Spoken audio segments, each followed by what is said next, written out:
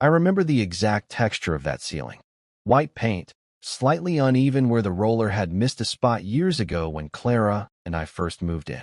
A hairline crack ran from the corner near the window to just above where the reading lamp cast its small circle of yellow light. I had stared at that crack for what felt like hours, tracing its path with my eyes, counting my breaths, anything to avoid acknowledging what was happening in the room around me. The guest bed was narrower than ours. Clara had chosen it deliberately, she said, so visitors wouldn't get too comfortable. It had seemed practical at the time, even wise. Now, lying there in the darkness with barely 2 feet between us, that narrow space felt both impossibly vast and dangerously small. Elias shifted beside me, the old springs creaking beneath us. I held my breath, waiting for him to settle again, but instead I heard the soft rustle of sheets, the whisper of skin against cotton. My body went rigid. 25 years of marriage had taught me to sleep without moving, without disturbing Clara's careful arrangements of pillows and blankets. But here, in this borrowed bed, every small sound felt amplified, intimate in ways that made my chest tight. The digital clock on the nightstand glowed green in the darkness. 3:17 in the morning. I had been awake for over an hour, listening to Elias breathe, feeling the warmth radiating from his body even across that careful distance. Earlier that evening, he had woken from one of his nightmares, gasping and disoriented, reaching out in the dark before his eyes adjusted and he remembered where he was. I had come running from down the hall, Clara barely stirring as I slipped from our bed. I told myself I was being a good friend, a good host. Elias had been through enough, losing his apartment in the city, his job disappearing when the company folded. The least I could do was make sure he felt safe in our home. That was what friends did. That was what decent people did. But lying there in the dark, I knew I was lying to myself. I had known it the moment he asked me to stay, his voice small and uncertain in a way that reminded me of the boy I had known 30 years ago. The boy who used to fall asleep in my childhood bedroom during sleepovers, who trusted me with secrets he told no one else, who looked at me sometimes with an intensity that made me look away. His breathing had evened out now, deep and steady, but I could tell he wasn't really asleep. There was a quality to his stillness that felt deliberate, careful, as if he too was holding something back, measuring each breath, each movement. Then he spoke, so quietly I almost convinced myself I had imagined it. "I just feel safer when you're here." The words hung in the air between us, fragile and dangerous. I felt my heart hammering against my ribs, heard the blood rushing in my ears. Down the hall, Clara slept peacefully in our marriage bed, surrounded by 25 years of shared history, of choices made and paths chosen.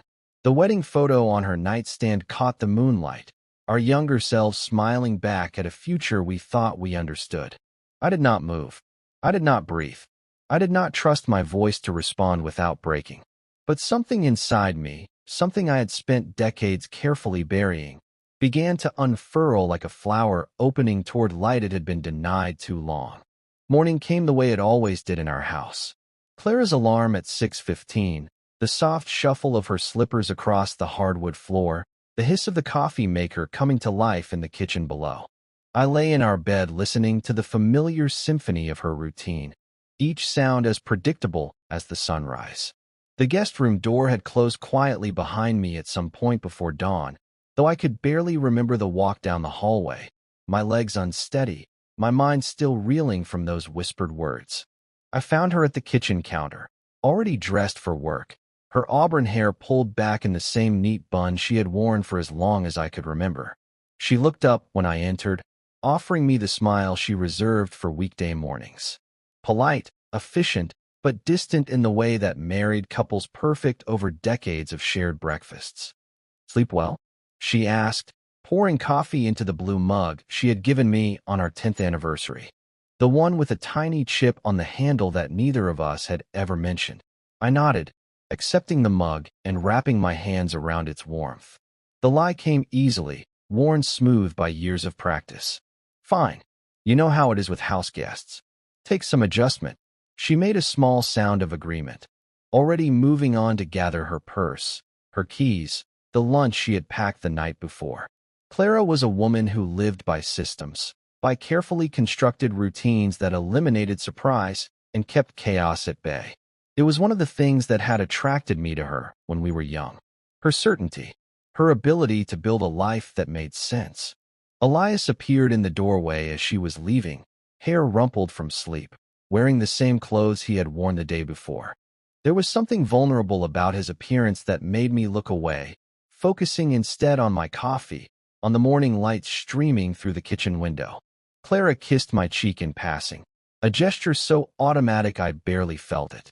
"Drive carefully," I said, the same words I had spoken every weekday morning for 25 years. The front door closed behind her with its familiar click, and suddenly the house felt different. Smaller, more alive. Elias moved to the coffee maker, helping himself without asking. We had always been comfortable with each other that way, even as children. Even now, after 30 years of separation, he seemed to know where things belonged in my kitchen better than I did. The silence stretched between us, heavy with the memory of darkness and whispered confessions. I wanted to say something, to acknowledge what had passed between us in that narrow bed, but the morning light made everything feel exposed, dangerous. So instead I retreated into the safety of ordinary conversation. Plans for the day, the weather, whether he needed anything from the store. But even as we spoke about mundane things, I found myself studying his face in the daylight, noting the lines that had appeared around his eyes, the silver threading through his dark hair. He looked older than I remembered, weathered in ways that spoke of loneliness and disappointment. Yet underneath it all, I could still see traces of the boy who had been my closest friend, my confidant, the person who had known me better than anyone else in the world. I left for the library earlier than usual, claiming I had work to catch up on. The truth was I needed space to think, to breathe, to pretend that my life was still the same ordered existence it had been the day before. The library was my sanctuary, had been for nearly 15 years now. The smell of old paper and binding glue, the quiet rustle of pages turning, the soft footsteps of patrons moving between the stacks. Here, surrounded by thousands of stories, I had always felt at peace. But that morning, even the familiar rhythms of my work couldn't quiet the chaos in my mind. I found myself standing in the fiction section, running my fingers along the spines of books I had shelved hundreds of times before. Love stories, most of them. Tales of passion and heartbreak, of choices made and chances lost. How many times had I reshelved these same books, dismissing them as fantasy, as escapes from the real business of living? Now, with the memory of Elias's voice still echoing in my head, they seemed to mock me with their promises of transformation and truth. My coworker Margaret found me there an hour later, staring at a worn copy of something I couldn't even remember picking up. "You're quiet today," she said, her voice gentle with concern. "Everything all right at home?" I nodded, replacing the book with hands that weren't quite steady. "Just tired. We have a house guest staying with us for a while. Old friend from high school." She smiled, the kind of smile that older women give when they think they understand something about marriage that you don't. "Well, that's nice. It's good to reconnect with old friends. Keeps you young." Young. The word followed me through the rest of my day, echoing in my mind as I processed returns and answered patron questions and went through the motions of my carefully constructed life. When had I stopped feeling young? When had the weight of routine and responsibility pressed so heavily on my chest that I had forgotten what it felt like to breathe freely? The house was quiet when I returned that evening.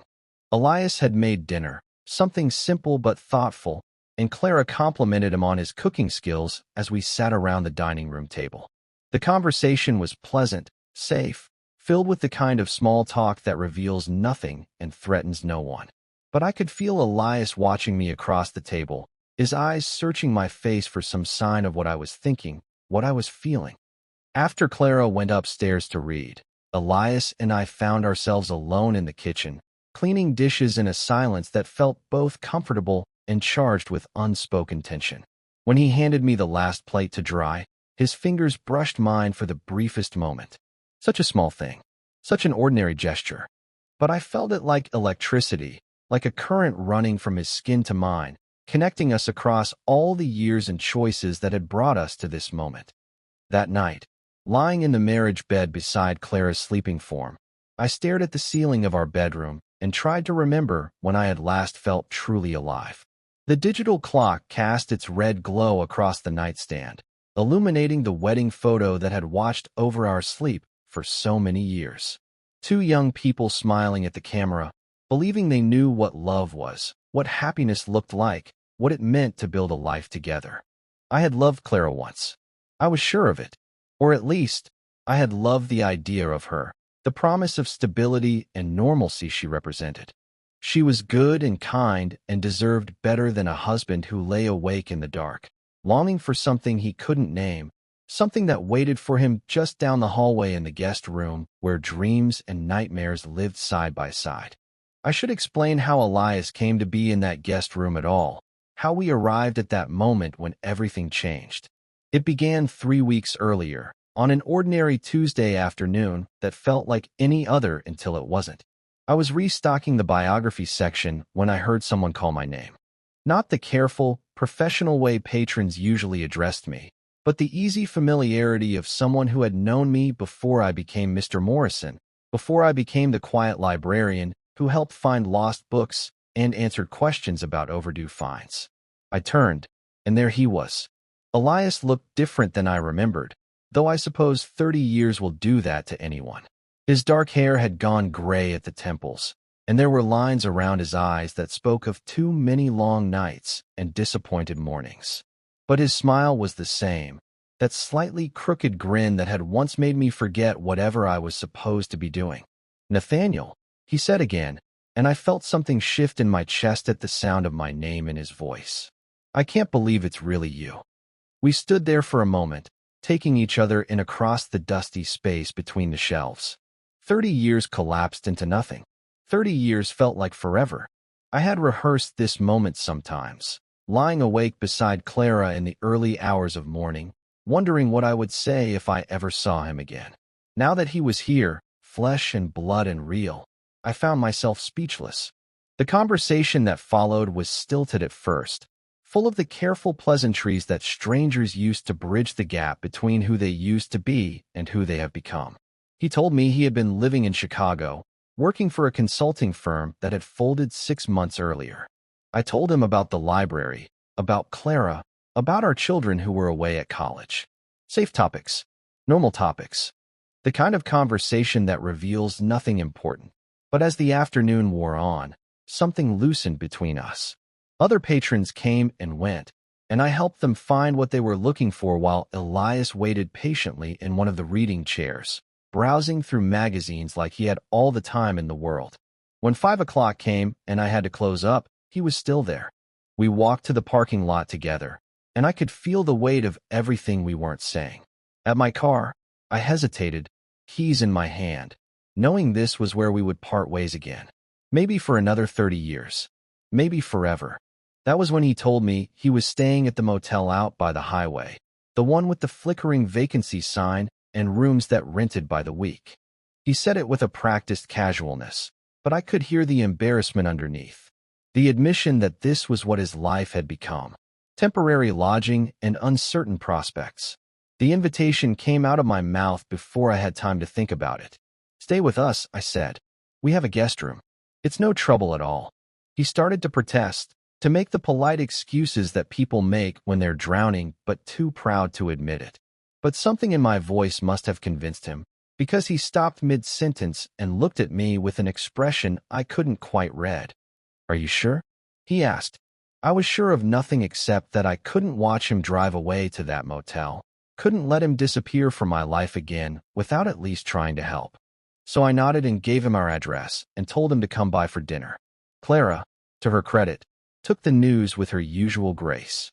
She had always been generous with strangers, ready to open our home to anyone who needed shelter. It was one of her best qualities, that instinctive kindness that made her see the good in everyone. She bustled around the kitchen, preparing extra food, making sure the guest room was ready, asking gentle questions about my old friend without prying too deeply into what had brought him back into our lives. That first dinner was pleasant enough. Elias complimented Clara's cooking, told amusing stories about life in the city, asked polite questions about our children. He was charming in the way I remembered, able to put people at ease with his attention and his genuine interest in their answers. Clara warmed to him immediately, and by the time we cleared the dishes, she was already talking about how nice it would be to have company for a while. But after she went upstairs to bed, after the house settled into its nighttime quiet, Elias and I found ourselves alone in the kitchen with nothing but the soft hum of the refrigerator to fill the silence. That was when the real conversation began. He told me about Chicago first. The apartment that was too small and too expensive. The job that had promised security but delivered nothing but stress and long hours. The loneliness of living in a city full of people who knew his name, but nothing about who he really was. He spoke carefully, testing the waters, seeing how much truth I could handle. I found myself telling him things I hadn't said out loud in years. About the emptiness that had crept into my marriage like water into the basement, so gradual I barely noticed until everything felt damp and cold. About the children who called dutifully but lived their own lives in distant cities. About the books I never read anymore. The dreams I had abandoned so completely I could barely remember what they were. These conversations became our routine. Days were for normalcy, for the careful performance of our roles as host and guest, husband and old friend. But nights were for truth, for the slow excavation of the selves we had buried under years of compromise and disappointment. He had been with us for 2 weeks when the nightmare came. I was reading in bed, Clara already asleep beside me, when I heard the sound from down the hall. Not quite a scream, but something raw and desperate that made me sit up immediately. By the time I reached the guest room, Elias was awake but shaking, his face pale in the moonlight streaming through the window. He tried to apologize, to wave it off as nothing important, but I could see the fear still lingering in his eyes. So I sat on the edge of the bed and waited until his breathing steadied, until the trembling stopped. We didn't talk about what had frightened him. We didn't need to. Sometimes the weight of being alone in the world was nightmare enough. I was about to leave, to return to my own bed and my sleeping wife, when he reached out and caught my wrist. His fingers were still cold, still shaking slightly. "Stay," he said. "Please. Just until I fall asleep again." So I stayed. I lay down on top of the covers, keeping a careful distance between us, and listened to his breathing slow and deepen. The room was quiet except for the soft tick of the clock on the nightstand and the distant sound of a car passing on the street outside. I should have left once he was asleep. I should have crept back to my own room, to my own life, to the safety of everything I had built. Instead, I found myself studying his face in the darkness, remembering the boy he had been, wondering about the man he had become. Somewhere in that space between sleeping and waking, between past and present, he spoke those words that would change everything. "I just feel safer when you're here." That was 3 weeks ago. 3 weeks since everything shifted, since the careful architecture of my life began to crumble at the foundation. Now, lying in my marriage bed with Clara sleeping peacefully beside me, I could trace every step that had led us to this moment. Each small choice, each innocent gesture, each word spoken in the darkness had brought us closer to a truth I wasn't sure I was brave enough to face. What happened next wasn't sudden. If it had been, I might have been able to stop it, to recognize the danger and pull back before it was too late. But transformation, real transformation, doesn't announce itself with trumpets and fanfare. It seeps in slowly, like water finding its way through the smallest cracks in a foundation until one day you realize the whole structure is compromised. It began with small changes, barely perceptible shifts in the rhythm of our household. I found myself lingering in the hallway outside the guest room each morning, listening for signs that Elias was awake. When I heard him stirring, I would invent reasons to walk past his door, checking the thermostat, adjusting a picture that hung perfectly straight, pausing to look out the hallway window at nothing in particular. Sometimes he would emerge just as I happened to be passing, hair still tousled from sleep, and we would exchange the kind of sleepy, unguarded smiles that felt dangerously intimate. Other mornings, he was already in the kitchen when I came downstairs, and I would find coffee waiting for me in my blue mug, prepared exactly the way I liked it, though I couldn't remember ever telling him how I took my coffee. Clara noticed this small courtesy and praised him for it, calling him thoughtful, saying how nice it was to have someone around who paid attention to details. I nodded and agreed, but I knew it wasn't just politeness that made Elias remember these things about me. There was something more deliberate in the way he watched me, the way he seemed to catalog my preferences and habits with the intensity of someone creating a map of territory they wanted to know by heart. The evenings were when I lost myself completely. Clara had always been an early sleeper, retreating upstairs by 10 o'clock with a book and a cup of herbal tea. For 25 years, I had followed her routine, brushing my teeth and settling into bed beside her by 10:30, reading for a few minutes before turning off the lamp and surrendering to sleep. But with Elias in the house, I found myself making excuses to stay awake.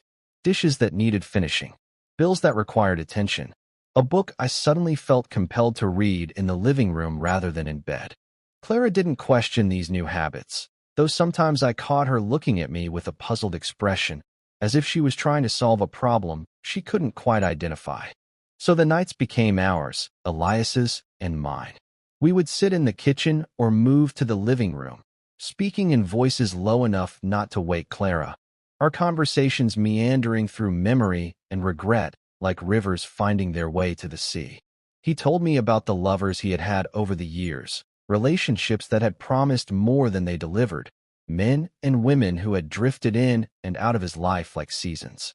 I found myself telling him things I had never said to anyone, not even Clara. The loneliness of marriage when it becomes more habit than choice. The way I sometimes felt like a stranger in my own life, going through motions that no longer had any meaning. These conversations stretched later and later, 1 o'clock becoming 2 o'clock, becoming 3 o'clock in the morning. We would lose track of time completely, caught up in the strange intimacy of darkness and whispered confessions. Sometimes we would migrate to the front porch, where the night air was cool and the streetlights cast long shadows across the lawn. We would sit in the old wicker chairs Clara had bought years ago, chairs that creaked softly whenever we shifted position. It was on one of these nights that it happened, the moment I would replay in my mind 1,000 times afterward. We were talking about high school, about the dreams we had harbored as teenagers, the futures we had imagined for ourselves. Elias was describing a story he had wanted to write, something about two friends who discover a secret that changes everything between them. As he spoke, he gestured with his hands the way he always had, painting pictures in the air. I leaned forward to hear him better, and he turned toward me at the same moment, and suddenly our faces were closer than they had ever been. Close enough that I could see the flecks of gold in his dark eyes, could feel the warmth of his breath on my cheek. For a heartbeat, we stayed like that, frozen in a space that felt charged with possibility and danger. Then he shifted back in his chair, and I did the same, both of us pretending that nothing had happened, that the air hadn't suddenly become difficult to breathe. But as he continued his story, his voice slightly hoarse now, I found myself watching his mouth as he spoke, the way his lips shaped words, the small expressions that flickered across his face.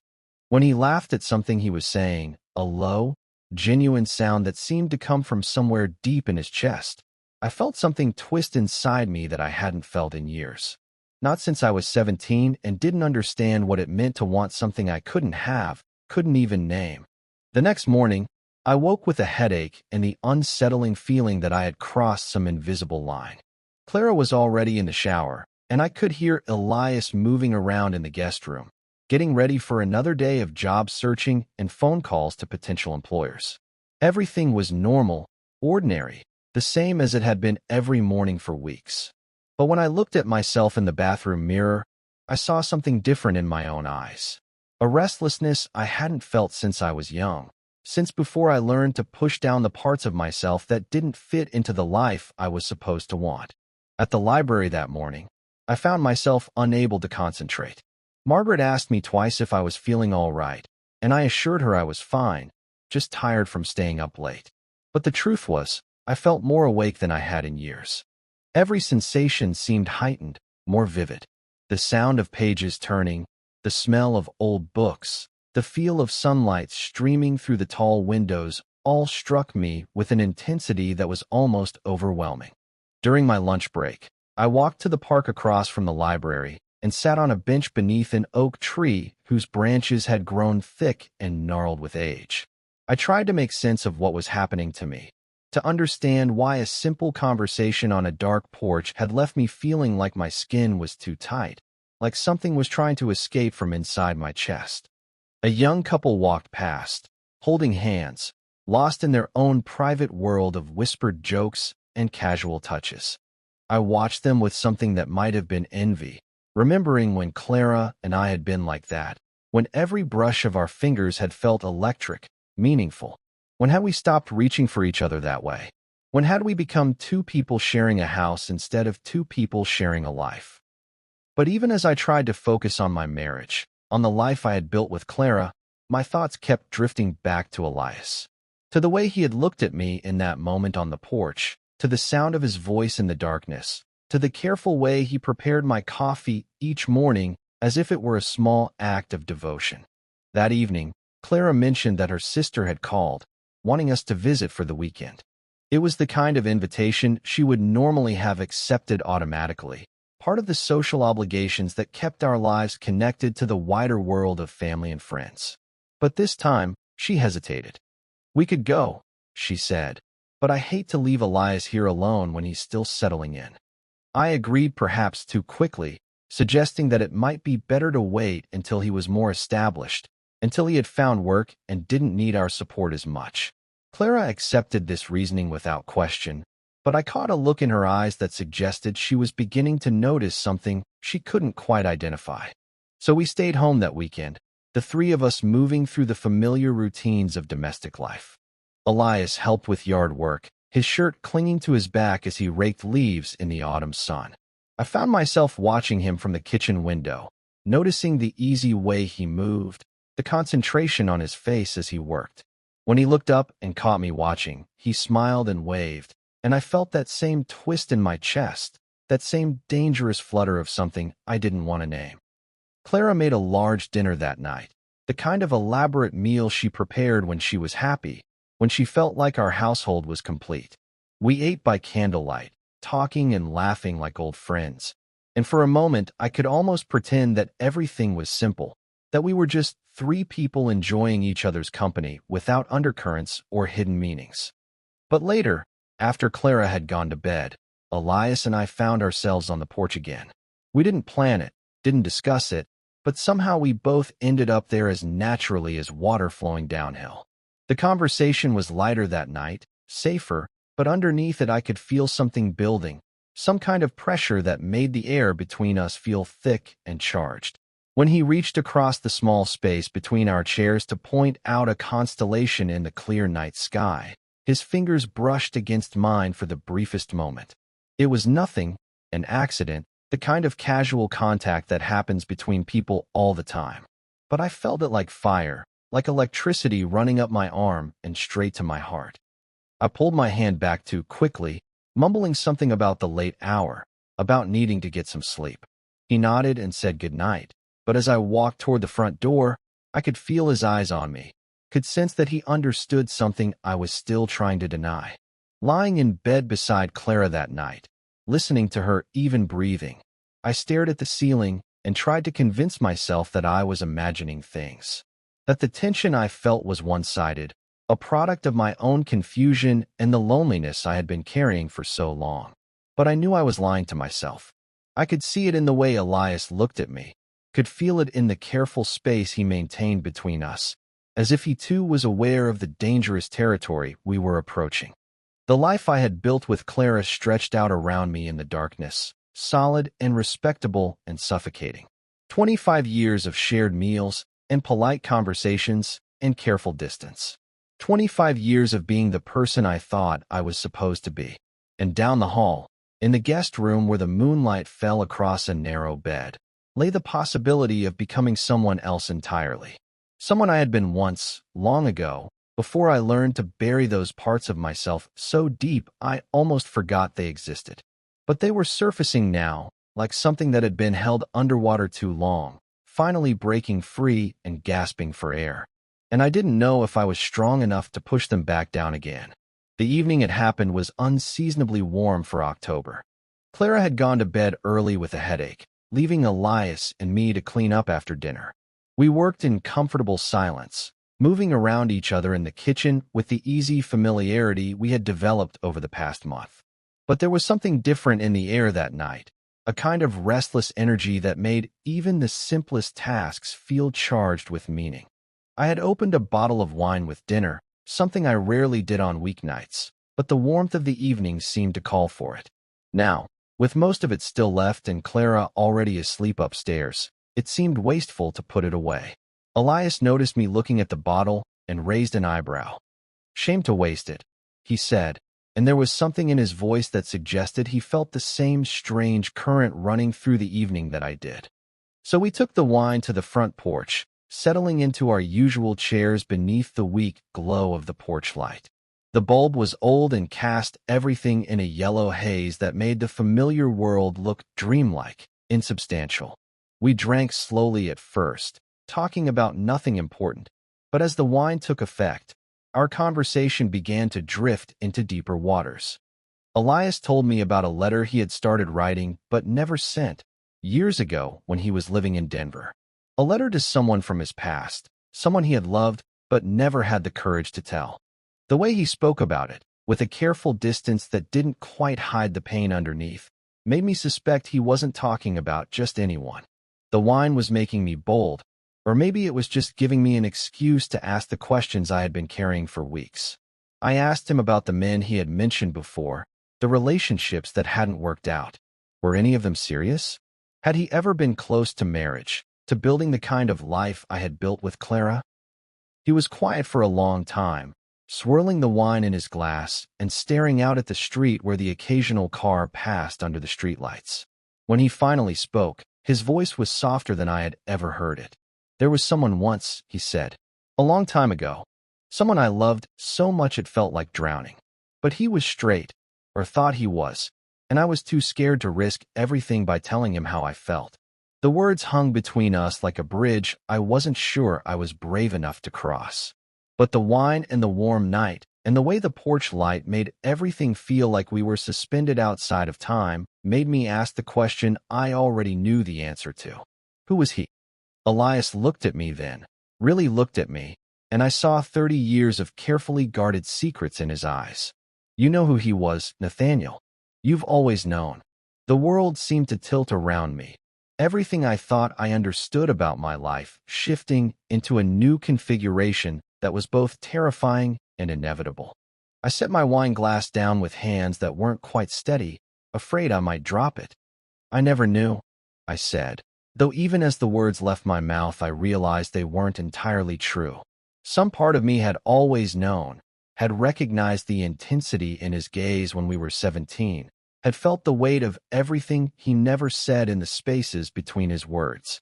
"I was so careful," he continued, his voice barely above a whisper.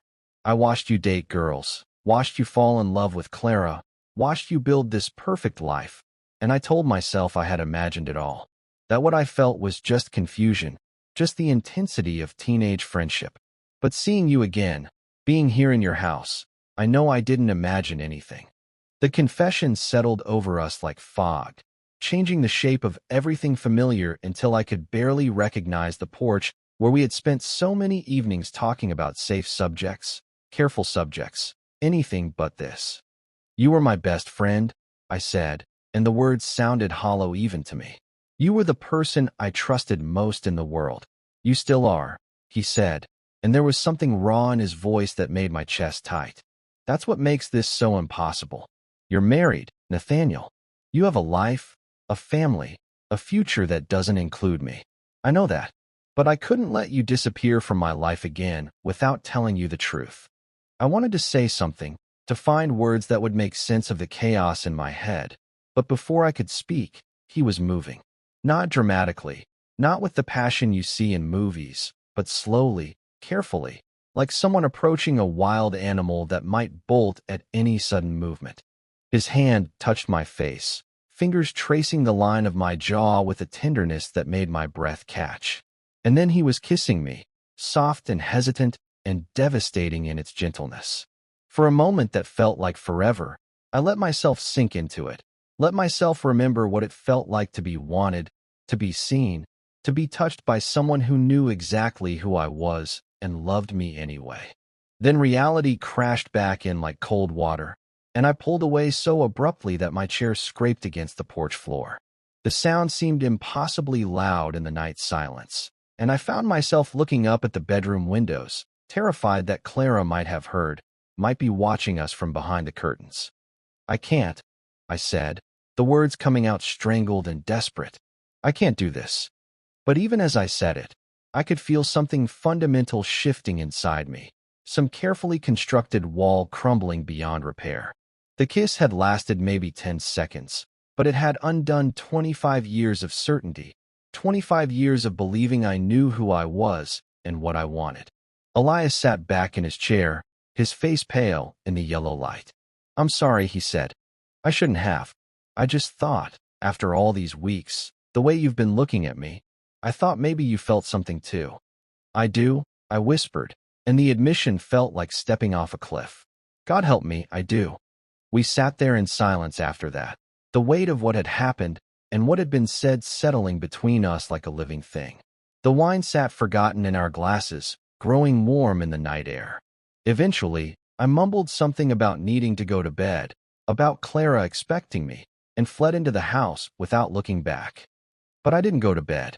I couldn't face lying down next to Clara, couldn't pretend that nothing had changed when everything had changed.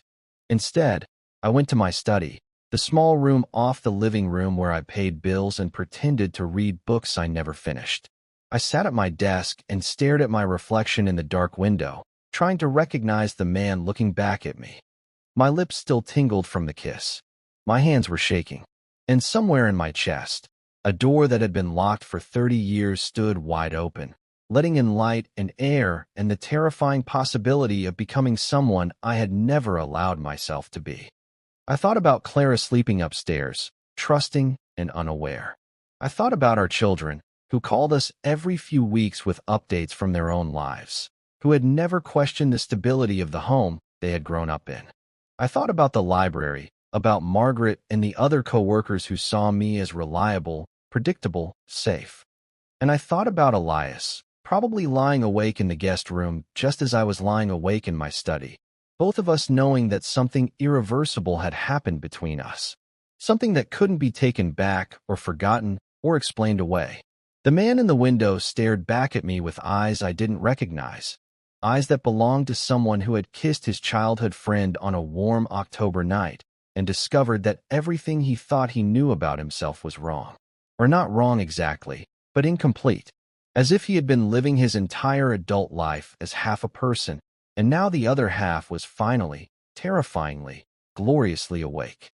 The days that followed moved like a slow-motion catastrophe, each moment stretched and distorted by the weight of what had passed between us on that warm October night.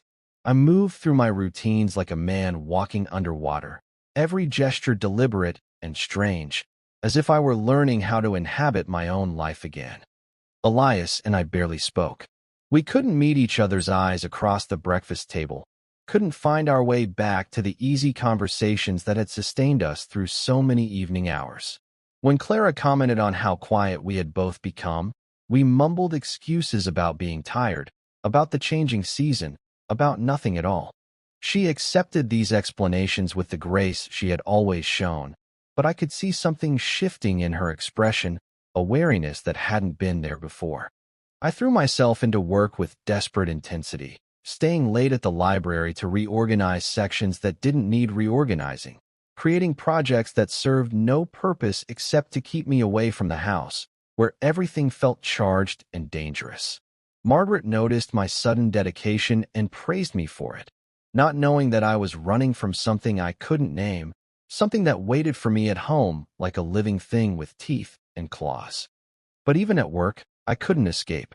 I would find myself staring at the poetry section, at the love stories I had always dismissed as fantasy, and remembering the taste of wine on Elias's lips, the careful way his fingers had touched my face.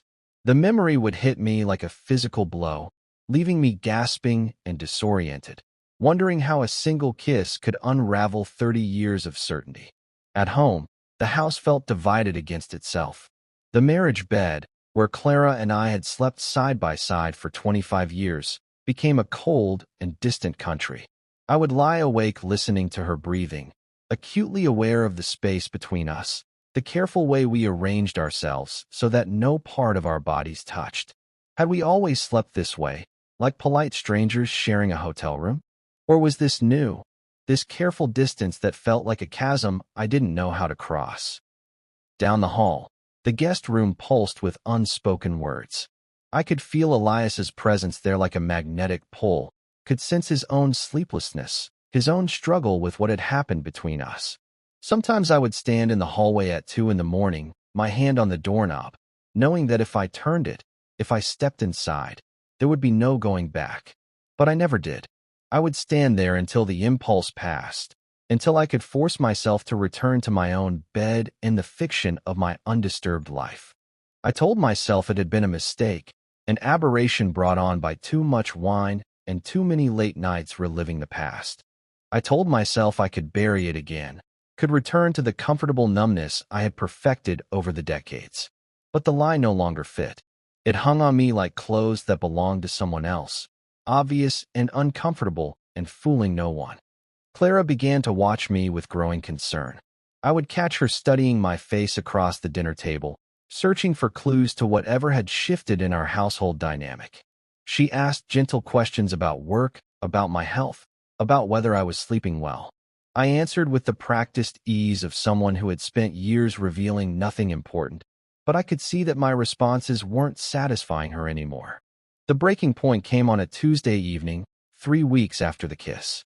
I was sitting in the living room pretending to read, but really just staring at the same page I had been staring at for 20 minutes, when Clara appeared in the doorway. She had been upstairs getting ready for bed, but instead of her usual routine, she came and sat across from me in the chair she rarely used, the one that meant serious conversation. "We need to talk," she said, and something in her voice made me look up from my book, really look at her for the first time in weeks. She looked older than I remembered, more fragile, as if the uncertainty of the past few weeks had aged her in ways I hadn't noticed. Her hair was already pinned back for bed, and she wore the blue robe I had given her last Christmas, the one she said made her feel elegant even in her nightclothes. "You're not here anymore," she said quietly. "I don't know where you've gone, but you're not here." Not really. The words hit me like a physical blow, not because they were cruel, but because they were true. I had been so careful to maintain the surface of our life together, but she had seen through it all, had recognized the absence even when I thought I was hiding it perfectly. I tried to deny it, to offer the same meaningless reassurances I had been giving for weeks, but she held up her hand to stop me. "Don't," she said. "Please don't lie to me anymore. I may not understand what's happening, but I know something is. You look at me like you're seeing a stranger. You sleep like you're afraid to touch me. And Elias, he walks around this house like he's carrying some terrible secret." My heart was hammering so hard I was sure she could hear it. The book fell from my hands onto the floor, but neither of us moved to pick it up. We sat there in the lamplight, 25 years of marriage stretched between us, and I realized I had no words for what was happening, no way to explain the transformation I didn't fully understand myself. "Are you having an affair?" she asked, and the question was so direct, so unlike her usual careful diplomacy, that I almost laughed. Not because it was funny, but because it was simultaneously exactly right and completely wrong. "No," I said, because it was technically true. There had been only one kiss, only one moment of contact that had changed everything. But even as I said it, I knew it wasn't really an answer, wasn't really honest. "Then what?" she asked, and there was something breaking in her voice that made me want to take back the past month, to find some way to return to the safety of our old ignorance. I looked at her sitting there in her blue robe, waiting for an explanation that would make sense of the wreckage of our comfortable life, and I realized I couldn't give her what she needed. I couldn't explain about the door that had opened in my chest, about the person I had discovered I might have always been if I had been braver, if I had been honest, if I had been willing to risk everything for the possibility of being truly alive. I don't know, I whispered, and it was both the most honest thing I had said in weeks and the cruelest. We talked for another hour, going in circles, neither of us able to name the thing that was destroying us. Clara cried a little, quietly, the way she did everything else, and I sat there useless and broken, unable to comfort her because I was the source of her pain. Eventually, she went to bed, and I remained in the living room, staring at the book I couldn't read, listening to the house settle around me. Somewhere upstairs, my wife was lying awake wondering what had happened to the man she married. Down the hall, Elias was probably doing the same thing I was doing, trying to make sense of a situation that had no good resolution. The next morning, I found Elias in the kitchen packing his belongings into the same worn duffel bag he had arrived with. He looked up when I entered, and I saw my own exhaustion reflected in his face, the same sleepless circles under his eyes, the same weight of impossible choices. "I'm leaving," he said simply. "I should have left weeks ago. I never meant for this to happen, Nathaniel. I never meant to hurt your marriage." I wanted to tell him not to go, wanted to say that his leaving wouldn't fix anything, wouldn't restore the innocence we had lost. But I also knew he was right.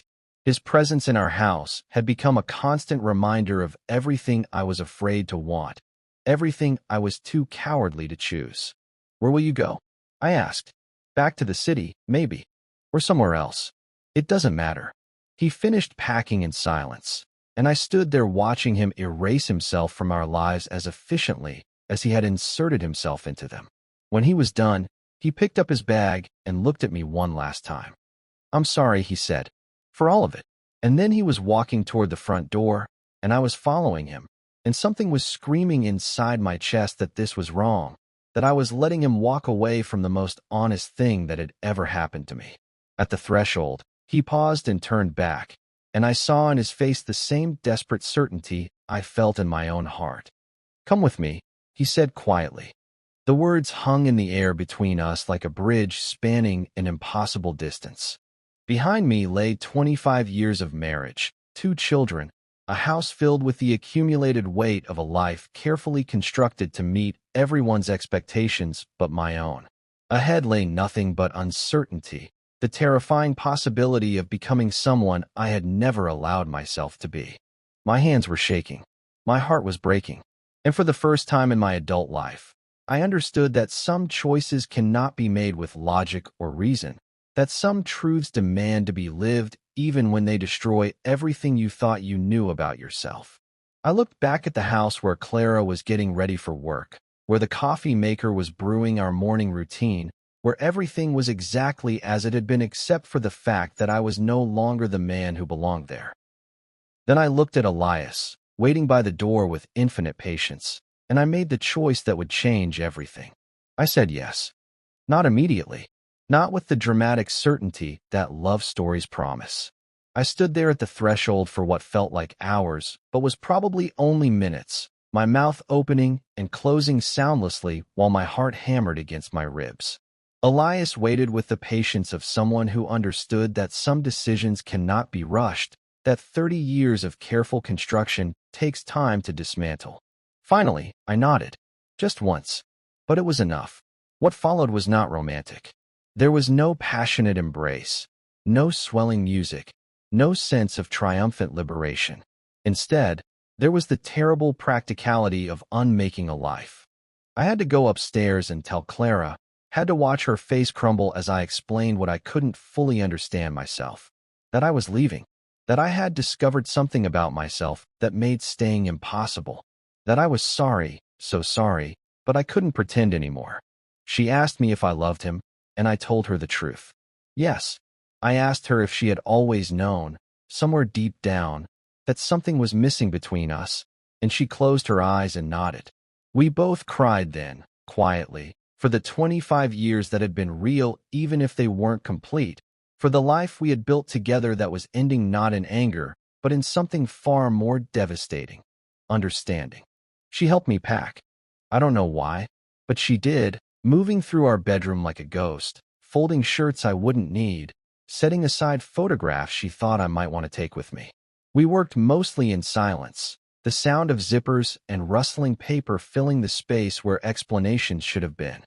I packed one suitcase. Everything I truly needed fit into one suitcase, which seemed impossible after 53 years of living, after 25 years of marriage, after accumulating all the objects and obligations that make up what people call a life. But when it came down to it, when I had to choose what was essential, the answer was simpler than I had expected. Some clothes, a few books, the watch my father had given me, a photograph of our children taken when they were small, before they grew up and moved away and built their own lives in distant cities. Clara pressed it into my hands, and I knew I would call them later, would try to explain why their father had suddenly become a stranger, why the stability they had always taken for granted was an illusion I could no longer maintain. Before I left the bedroom, I removed my wedding ring. The gold band had worn a groove in my finger over the decades, a perfect circle of pale skin that would take months to fade. I set it on Clara's dresser next to her jewelry box, where it caught the morning light and gleamed like a small, quiet accusation. When I came downstairs, I found that Clara had done the same. Her ring sat on the kitchen counter next to mine, two perfect circles of gold that had once meant forever but now meant something else entirely. The end of one story, the beginning of another. She was making coffee, because that's what Clara did when she didn't know what else to do. Her hands were steady as she measured grounds and poured water, but I could see the slight tremor in her shoulders that meant she was holding herself together through sheer will. "I'll be all right," she said without turning around, as if she could read my thoughts. "I don't know how yet, but I will be. And you'll be all right too, Nathaniel. Different, but all right." We didn't say goodbye. What was the point? Goodbye implied a temporary parting, a see you later that we both knew wasn't coming. Instead, I picked up my suitcase and walked toward the door where Elias was waiting, patient as always, holding the keys to his rental car like they were keys to some other world entirely. I paused at the threshold and looked back at the house that had contained my entire adult life. The living room where I had pretended to read books I never finished. The kitchen where Clara and I had shared thousands of meals and conversations that skimmed along the surface of deeper truths. The hallway that led to the guest room where everything had changed, where I had finally met the person I might have been all along. It was still early morning, and the neighborhood was just beginning to wake up. Sprinklers whispered across suburban lawns. A jogger passed on the sidewalk, earbuds in, lost in her own private rhythm. Somewhere a dog was barking, and somewhere else a car was starting, and the world continued its relentless forward motion as if nothing extraordinary was happening, as if lives weren't ending and beginning in the space between one breath and the next. The air was cool and sharp with the promise of winter. I breathed it in deeply, and it felt different somehow, cleaner, as if I had been breathing through gauze for decades and only now remembered what oxygen was supposed to taste like. Elias took my suitcase and put it in the back seat. I got into the passenger side and buckled my seatbelt with hands that were surprisingly steady. Through the windshield, I could see Clara's silhouette in the kitchen window, a dark shape against the warm light inside. She raised her hand in what might have been a wave or might have been goodbye, and I raised mine in return. Then Elias started the car, and we were moving, pulling away from the curb and down the tree-lined street where I had lived for so long, where I had been so carefully, quietly unhappy for so many years. I didn't look back again. There was no point. What I was leaving behind would always be with me. The guilt and the gratitude, the love I had felt for Clara and the life we had shared, the children who would struggle to understand why their father had suddenly become a mystery to them. But what lay ahead was mystery too, and for the first time in my adult life, that didn't terrify me. Elias drove with one hand on the steering wheel and one hand resting on the seat between us, palm up, an invitation. I reached over and took it, felt our fingers intertwined with the simple rightness of two puzzle pieces finally finding their proper place. We drove toward the highway, toward the rest of our lives, toward whatever came next. The morning sun climbed higher in the sky, burning off the last wisps of fog, and I closed my eyes and let myself feel what I had been afraid to feel for 30 years, the terrifying, wonderful possibility of being exactly who I was meant to be.